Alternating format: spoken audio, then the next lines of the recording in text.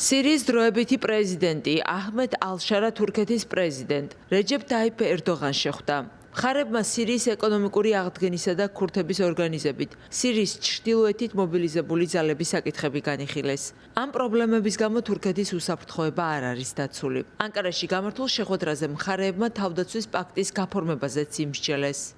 ეს არის პირველი შემთხვევა, როდესაც სირიის ახალი ხელისუფლება სტრატეგიული თავდაცვის შეთანხმების საკითხებზე მუშაობს სხვა ქვეყანასთან. შეთანხმება თურქეთს სამხედრო მიზნებისთვის სირიის საჰაერო სივრცის გამოყენების საშუალებას მისცემს. თურქეთი, რომელიც 13 წლიანი სამოქალაქო ომის დროს ბაშარ ალ-ასადის მოწინააღმდეგე ჯგუფებს უჭერდა მხარს, ახლა სირიის ახალი ადმინისტრაციის ერთ-ერთ მთავარ მოკავშირედ ითვლება. აჰმედ ალ-შარა პრეზიდენტის თანამდებობას ქვეყნის გარდამავალ პერიოდში დაიკავებს. მან ჟურნალისტებთან საუბრისას აღნიშნა, რომ ახალი არჩევნების ჩატარება სირიაში დაახლოებით 4 წელი დასჭირდება.